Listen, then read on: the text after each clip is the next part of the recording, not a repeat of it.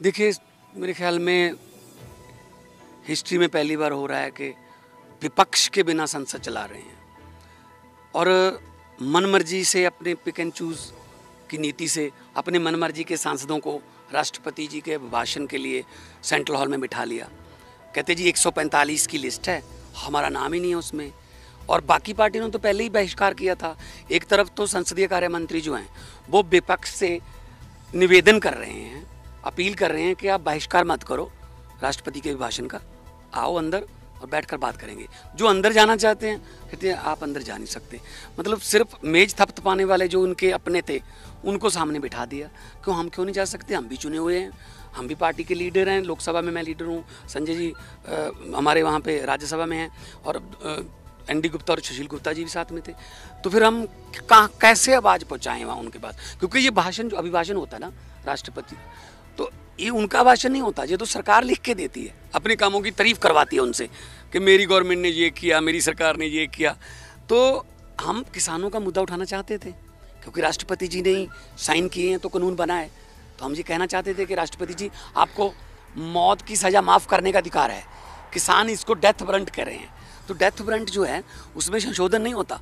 Death warrant तो वापस ही लिया जा सकता है, तभी जान बच सकती है। ये कह रहे हैं डेथ वारंट में संशोधन करवा लो कि आप चुन लो कि मरना कैसे है, आपको फांसी देकर मारें, आपको इलेक्ट्रिक शॉक दें, आपको जहर का टीका लगाएं।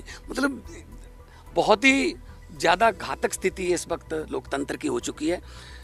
पार्लियामेंट चलाते नहीं हैं, अंदर जाओ तो सवाल नहीं पूछ सकते। और हम अगर डिवीज़न मांगते हैं कि वोटिंग करवा लो इस कानून पे, ज़बरदस्ती हाँ और ना के जरिए ध्वनि मत से पास हो जाते हैं, तो फिर नई संसद बनाने का क्या फ़ायदा? हज़ारों करोड़ रुपए लोगों के टैक्स का पैसा लग रहा है जब चलती तो है नहीं। अगर कोलकाता में, बंगाल में या हैदराबाद में चुनावी रैलियां करनी है तो कोरोना साइलेंट, और अगर किसानों के कानून वापस लेने के लिए एक दिन का विशेष सत्र बुलाना हो तो कोरोना वायलेंट। उसी सेंट्रल हॉल को 12:30 बजे रात को खुलवा लिया था जीएसटी का कानून लाते समय। अब क्यों नहीं है कि बिल ला सकते? आज ऑल पार्टी मीटिंग थी, मैंने उसमें भी प्रधानमंत्री जी को कहा है कि हाथ जोड़कर बेनती करता हूँ कि ये बिल वापस ले लीजिए, इससे बड़ा तोहफा नहीं हुआ कोई देश के अन्नदाता के लिए। लेकिन उनको पता नहीं कहाँ कहाँ जोड़ा जा रहा है। कुछ जो इनके सरकार की अपनी ही एजेंसियों के आदमी थे जो लाल किला में आए, अदरवाइज तो लाल किला जो है पूरा साल वहाँ पे जाओगे आम दिनों में भी तो इतनी सिक्योरिटी टाइट है, परिंदा पर नहीं मार सकता।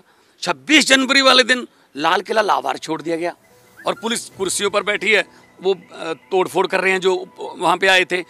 तो अब जो वहाँ गए ही नहीं उन किसान नेताओं पर पर्चे हो रहे हैं, देशद्रोही के, डकैती के। मतलब हद है।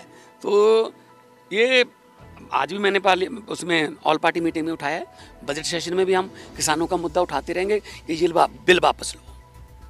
वो तो शांतिपूर्वक अपना उसी रूट पे जो पुलिस के साथ तय हुआ था उस पर अपना ट्रैक्टर मार्च करके वापस वहीं चले गए।